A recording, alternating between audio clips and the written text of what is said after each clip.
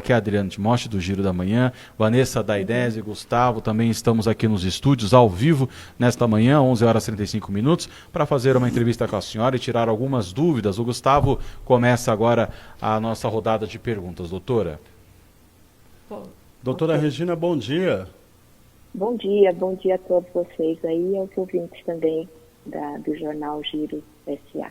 Tá ok. É um prazer estar com vocês. Ok, nós que agradecemos a sua participação. A senhora pode falar um pouquinho mais alto? Porque doutora, se a senhora puder falar um pouquinho mais alto para a gente, para quem está em casa a poder escutar a senhora melhor, a gente agradece. Ok, um minutinho só então, deixa eu tirar talvez o fone está atrapalhando. Isso, não, pode ficar com o fone, o microfone é melhor até para a senhora nos escutar. Eu vou dar um ganho aqui no seu áudio para que a gente não tenha a perca na qualidade da nossa entrevista. A Vanessa da Inés vai começar a entrevista aqui com a senhora. Oi, doutora, bom dia, tudo bem com a senhora? Bom dia, Vanessa, tudo bem com você? Tudo ótimo. Doutora, para começar, eu queria que a senhora falasse um pouquinho para a gente está vivendo aí nessa questão da quarentena, que ontem acabou sendo ampliada aí por mais 15 dias, né, pelo governador do estado, João Dória. E uma das grandes dificuldades nesse momento é lidar com a ansiedade dentro de casa, né? Muitos trabalhando em home office, outros tendo que adaptar aí a rotina, né? De ter que sair para fazer as coisas de casa porque tem pais mais idosos. Então, como lidar neste momento com essa ansiedade que a gente está passando devido a esse novo cenário daí das nossas vidas, né, nesse momento? Eu acredito que todo mundo está tendo esse medo, né, esse receio, essa preocupação, e até já vinha de uma correria muito grande, uma aceleração, as pessoas todas com a mente muito acelerada, e o fator que cria muita ansiedade é essa antecipação das coisas do futuro. Então, quando a pessoa começa a pensar nas possibilidades negativas que essa crise possa trazer, é muito natural que a emoção que venha como consequência desse tipo de pensamento seja a ansiedade. Então, agora é muito importante que as pessoas tenham a sua rotina no dia a dia, elaborem uma rotina, porque quando ela coloca o foco em alguma coisa, coloca a mente, coloca a atenção em algo que ela tem que raciocinar, pensar, a ansiedade diminui. Quando a mente fica muito livre, ela acaba muitas vezes por ouvir muitas notícias, por ficar pensando no futuro, de antecipar coisas negativas. E essas coisas negativas aumentam essa sensação de ansiedade. Sim, a senhora falou dessa questão da rotina, né? Como que a pessoa pode aí criar hábitos? Quais os conselhos que a senhora poderia dar para quem está nos acompanhando neste momento, de como ela faz para criar essa agenda de rotinas e não deixar esse excesso de informações que tem pelas redes sociais, vem pelo WhatsApp, acaba vindo pela televisão, quando liga que os jornais ampliaram, né, a cobertura nessa questão. Como ela não se deixar envolver, né, nessa situação e criar essa rotina e ser fiel a essa rotina que ela estiver criando? Eu acho que uma das coisas importantes é você ter uma rotina até para ouvir notícias. Porque quando você já acorda de manhã, já abre seu Facebook, já abre seu Instagram, ou liga a televisão, automaticamente você é invadido com uma série de notícias, porque só tem isso hoje na TV, no seu Facebook, as notícias são essas. E, de uma certa maneira, isso já vai elevar o seu nível de ansiedade e você já vai, muitas vezes, ficar o dia todo preocupado, ansioso, sem conseguir fazer a sua rotina. Por isso que eu aconselho que logo de manhã você não abra essas notícias. Coloque um horário do seu dia. Eu acho que todos nós temos que estar antenados, temos que ouvir as notícias, mas não podemos passar o dia todo ansioso sem conseguir fazer nada, porque você está preocupado com o seu futuro. Então, eu acho que você tem que se preocupar na medida certa com o seu futuro, mas você também tem que viver o presente. Então, quando você já logo cedo já se coloca para abrir qualquer coisa sem uma restrição, você está abrindo a sua mente para já passar o dia todo ansioso. Então, eu sugiro que você tenha um horário específico durante o seu dia em que você ouve as notícias. de um órgão que você acredita que seja bom, mas não fique divagando o dia inteiro ou passeando o dia inteiro por notícias de Facebook, Instagram. Segundo, coloque o foco em alguma atividade que você use raciocínio. Então, seja cuidar dos filhos, ajudar os filhos nas tarefas escolares, ou seja, você mesmo fazer um trabalho, ou uma leitura, ou uma pesquisa, estudar, se você não tem home office para fazer. Então, tudo isso vai te ajudar a focar, tirar a mente de uma mente divagante, que pode entrar só em coisas ruins, para um foco mais racional, onde você vai ter emoções coerentes com aquilo que você está estudando, lendo ou ouvindo. A senhora falou que a gente vinha numa mente muito acelerada e de repente a gente entra nesse momento de mudança de rotina, né? Assim, total. Algumas pessoas não estão realmente saindo de casa. Quando a ansiedade bater, que às vezes a gente, por mais que tente se acalmar, se controlar, às vezes essa ansiedade acaba vindo. O que fazer, né? O que a senhora recomenda para Tá, e dar você já está aquela... falando de uma crise de ansiedade. Isso. Quando a ansiedade já se aparece com sintomas físicos, por exemplo, de taquicardia, ou então de uma tontura, uma sensação de aperto no peito. Então, quando isso acontecer, a primeira coisa, você tem que aprender a acalmar o seu próprio cérebro, acalmar, porque o seu cérebro, devido aos pensamentos que você está tendo ou aquilo que você está ouvindo, ele interpreta que você está com uma arma apontada na cabeça, que a qualquer hora você vai morrer. Por isso que vem esses sintomas de coração acelerado, de uma mente zonza e tudo isso. Então, é importante você aprender a acalmar o seu próprio cérebro. Como é que você faz isso? Primeiro ponto, a respiração. Porque o cérebro, ele está o tempo todo lendo as suas reações corporais. É função do cérebro fazer isso. Quando você não percebe, mas quando você está pensando de forma negativa, de um perigo ou de um risco, mesmo que imaginário, futuro, você não percebe mais o seu coração acelera, você muda o ritmo da sua respiração. E quando o cérebro lê isso, ele entende que você está numa situação de perigo. Ele não faz distinção entre perigo real e perigo imaginário. Então, ele já acha que você já está nessa situação super perigosa. Então, primeiro ponto, você dizer lá dentro, calma, que não é um caso de vida ou morte. Eu não estou no hospital já para morrer, não está nada, isso não está acontecendo. Eu estou pensando nessa possibilidade, mas não está acontecendo. Aí o seu cérebro já rebaixa esse nível de ansiedade. E você também conversar com você mesmo como você conversaria com um filho que está com medo de um monstro que ele acha que vai aparecer, o coração dele já está batendo, ele já está chorando. Você vai acalmar. Então você precisa acalmar o seu próprio cérebro. Dizer, sim, eu tenho colocado muitos pensamentos negativos, mas não está acontecendo isso comigo. É a minha ansiedade, eu projetando o futuro e um medo de que eu possa ficar doente ou de que eu possa passar por necessidade. Segundo ponto, a respiração. Você vai focar na sua respiração e fazer uma respiração um pouco mais profunda e mais lenta, porque quando você faz essa respiração, o cérebro entende que você não está em perigo, que você está numa situação calma. E como é que se faz essa respiração? Porque quando você está ansioso ou numa crise de ansiedade, você não consegue respirar direito. Por isso é importante você inspirar pelo nariz, parar, nem inspirar nem expirar por alguns segundos e depois soltar pela boca, expirar devagar.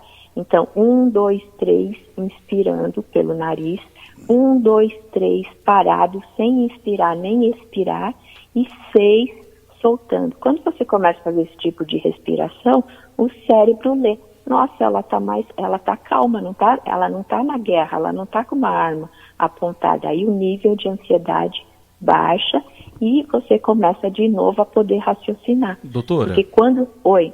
Não, pode terminar seu raciocínio, eu tenho uma pergunta para fazer, mas pode terminar o Porque raciocínio. Porque quando desculpa. você está numa crise, você está num sequestro emocional. A emoção sequestrou você e você não está podendo raciocinar.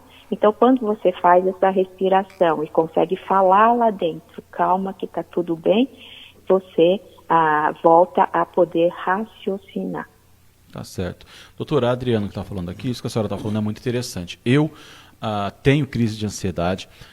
Tudo bem que a minha prática, minha prática religiosa me ajuda muito nisso.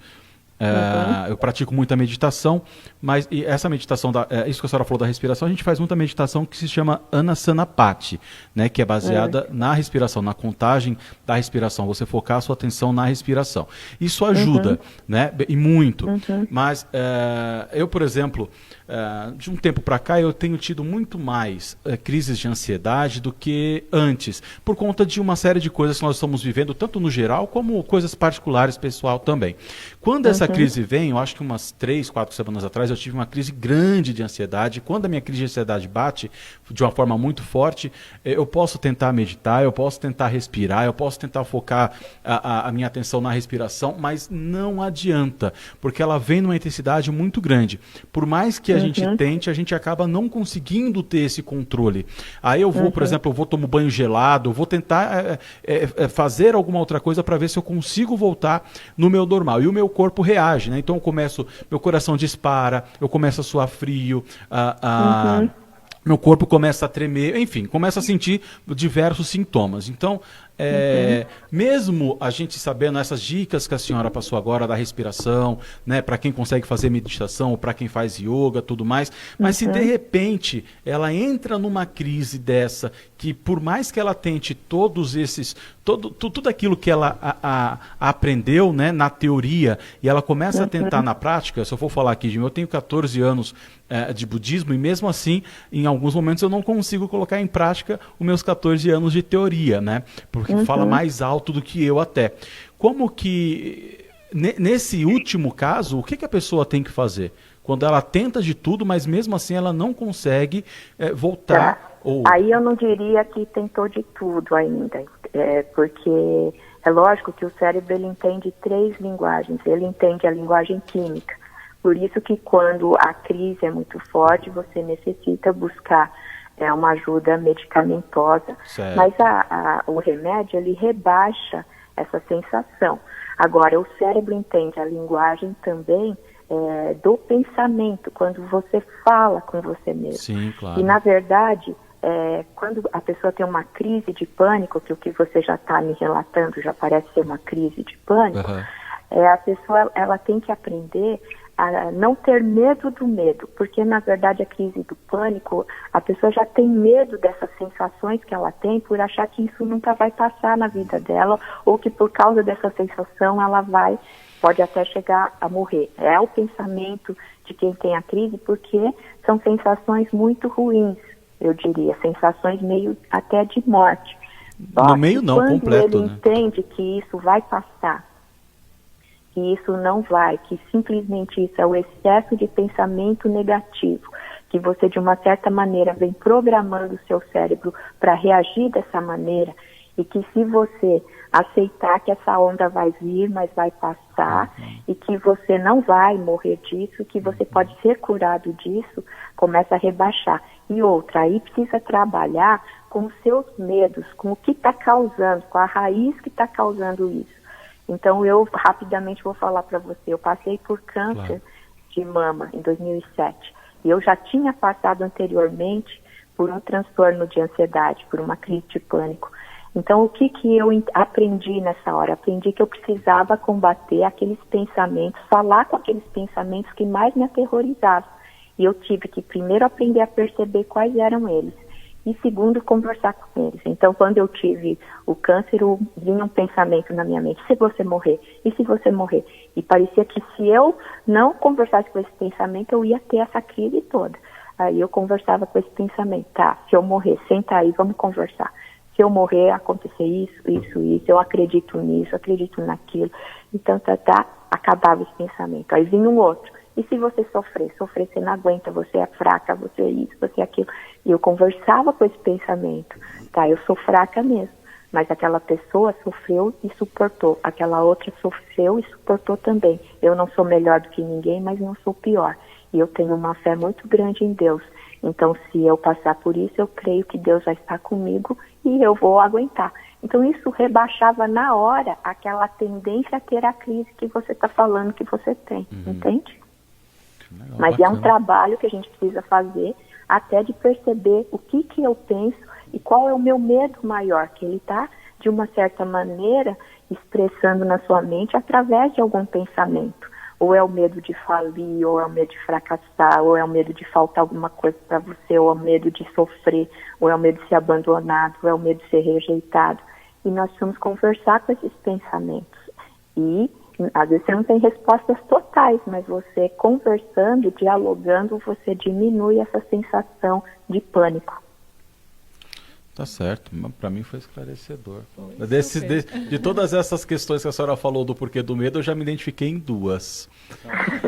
E eu, É porque, olha, na eu verdade, trabalho há muitos anos na clínica e eu já trabalhei muito. Uma das especialidades minhas são os transtornos de ansiedade e principalmente transtorno de pânico. Eu já tive pacientes que com uma sessão, entendendo como funciona a mente, entendendo o poder dos pensamentos dele, ele disse, eu não sei o que aconteceu, virou a chave e acabou as crises de pânico. Então, nós temos que entender que a mente e o pensamento é muito importante. Você não percebe como que você está programando a sua mente com os pensamentos. E quando você conversa com esses pensamentos e não foge deles, porque fugir eles vão aumentando dentro de você. Você tem que sentar e conversar. Tá, se eu ficar sem emprego, ai meu Deus, se eu ficar sem emprego. Se eu ficar sem emprego, qual é a pior coisa que vai acontecer? A pior coisa é que eu vou perder o dinheiro, eu não sei como dar alimento para minha família, tá? Você está com saúde? Eu tô. Então eu tô com saúde, eu vou correr atrás de qualquer coisa. E eu acredito que nada vai faltar. Você já na sua história de vida toda, mesmo quando teve desempregado, passou fome. Às vezes você tem que falar isso com você. Não, nunca passei fome. Então, por que agora você está achando que vai passar fome? Então, nós temos que conversar com isso e não fugir. Ai, é mesmo, meu Deus, se eu perder o emprego, eu estou perdido. Pronto, crise de pânico, entende? Agora, Gustavo?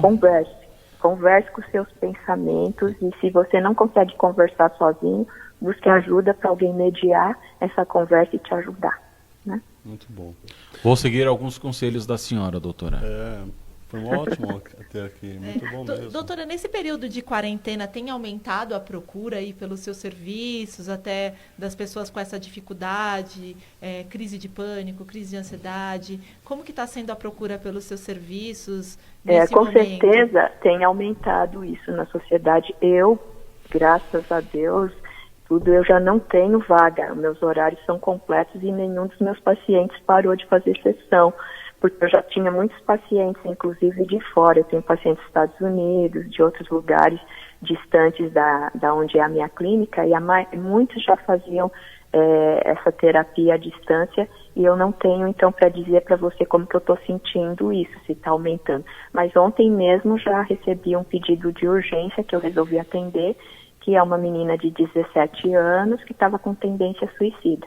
Então, eu resolvi abrir um lugar na minha agenda para atender, porque eu vi que era um caso muito urgente. Mas, com certeza, isso tem aumentado e as pessoas agora vão, após crise, eu acho que vai haver um aumento. E eu não acho que é só por causa dessa crise, não. É por causa da forma como o ser humano tem vivido. Ele tem, sem perceber, acelerado demais a mente, e tanto que o Brasil, antes dessa crise, já é o número 1 em ansiedade do mundo. Pós-crise, então, nós estamos já nesse ranking. Então, eu já trabalho muito com preventivo, por isso que eu tenho cursos para crianças em escola, para ajudar as crianças a aprender essas ferramentas que eu estou ensinando para vocês, como a gente funciona e como a gente lida, da onde vem a emoção, como é que a gente pode intervir na emoção, como a gente pode, de uma certa maneira, regular a emoção. A minha empresa é a Brain Academy e nós temos aí oferta de cursos para criança da educação infantil até o Fundamental 2. Então, para trabalhar já isso de forma preventiva.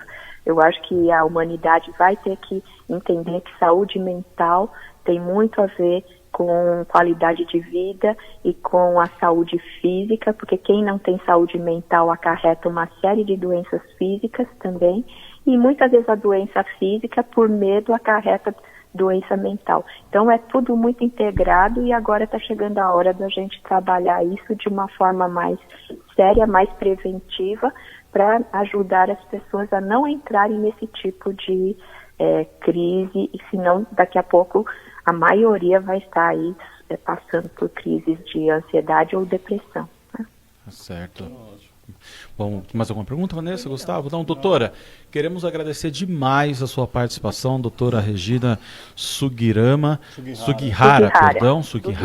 aqui no nosso programa, no Giro da Manhã. Muito obrigado mesmo, espero que possamos voltar em outros momentos para tirar mais dúvidas e ter muito mais esclarecimentos por parte da doutora. E muito obrigado por ter tirado um tempo também aí na sua agenda para nos atender.